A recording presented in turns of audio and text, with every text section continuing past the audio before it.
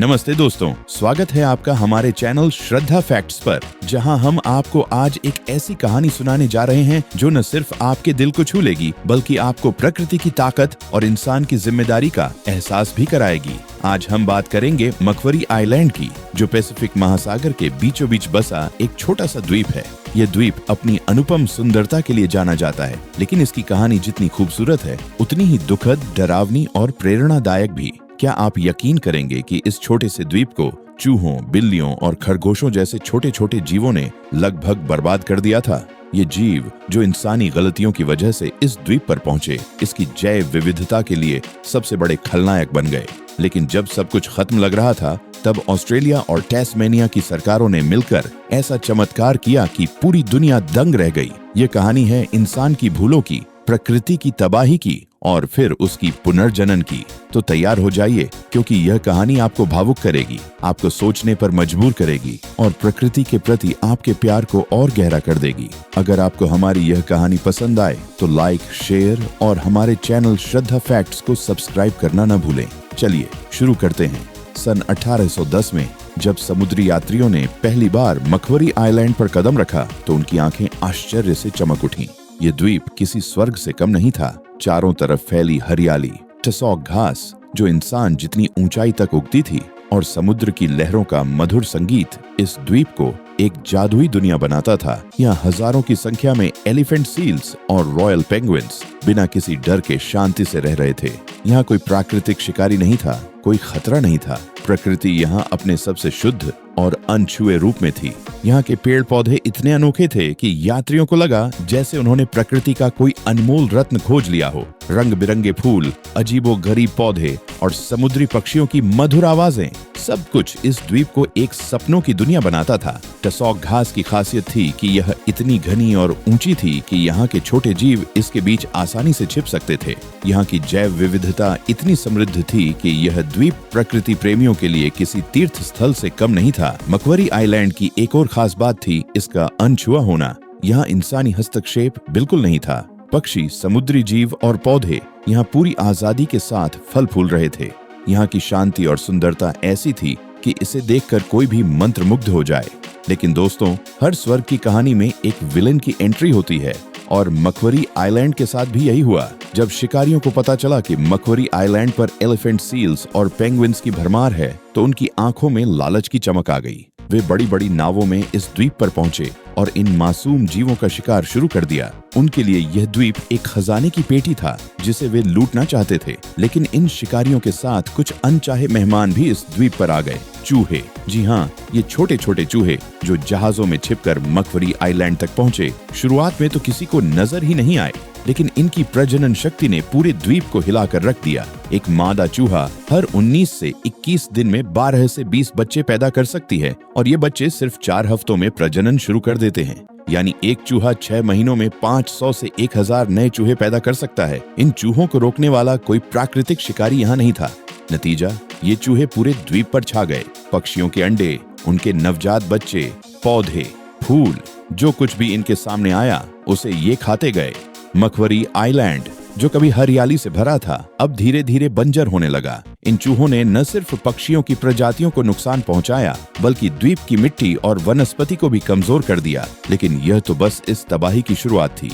चूहों ने इस द्वीप की शांति को भंग कर दिया था, और उनकी बढ़ती संख्या ने इसे एक डरावने इकोलॉजिकल डिजास्टर की ओर धकेल दिया। शिकारियों को जब यह एहसास हुआ कि चूहों ने पूरे द्वीप पर कब्जा कर लिया है, तो उन्होंने एक नया प्लान बनाया जो इस द्वीप के लिए और भी घातक साबित हुआ। चूहों की बढ़ती संख्या को देखकर शिकारियों ने सोचा कि क्यों न बिल्लियों को इस द्वीप पर छोड़ दिया जाए जो इन चूहों को खा लें। ये आइडिया सुनने में तो अच्छा था, लेकिन यह मकवरी आइलैंड के लिए दूसरी सबसे बड़ी गलती साबित हुआ। इन बिल्लियों ने चूहों को छुआ तक नहीं, इसके बजाय उन्होंने समुद्री पक्षियों पर हमला शुरू कर दिया।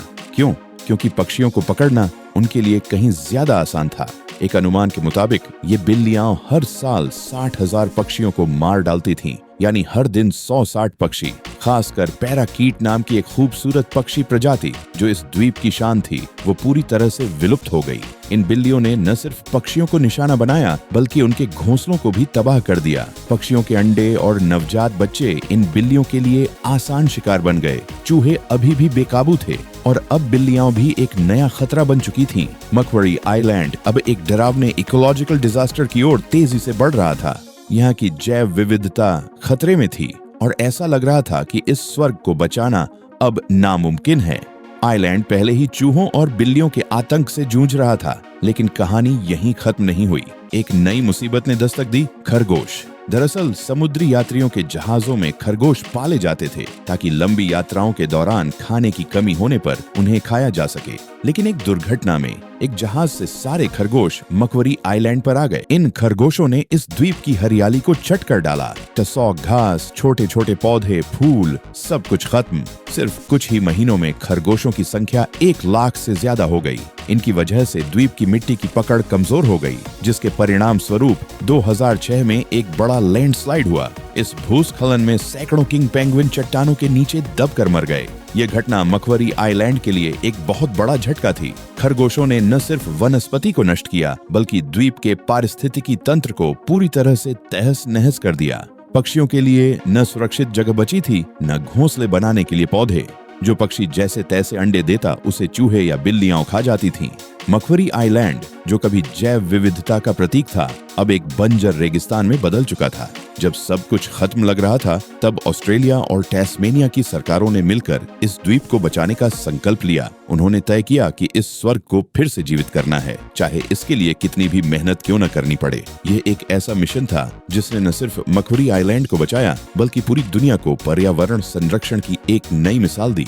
सबसे पहले उन्होंने बिल्लियों को हटाने का फैसला लिया। इसके लिए जीपीएस और मोशन सेंसर्स का इस्तेमाल किया गया ताकि बिल्लियों की लोकेशन का पता लगाया जा सके। 6 साल की कड़ी मेहनत के बाद 2006 में आधिकारिक रूप से घोषणा की गई कि मकवरी आइलैंड पर अब एक भी बिल्ली नहीं बची। इसका असर तुरंत दिखा। जो पक्षी डर की वजह से इस द्वीप से चले गए थे, वे धीरे धीरे वापस आने लगे। समुद्री पक्षियों की चहचहाहट फिर से द्वीप पर गूंजने लगी। लेकिन अभी असली चुनौती बाकी थी, चूहे और खरगोश, जो इस द्वीप के लिए सबसे बड़ा खतरा बने हुए थे।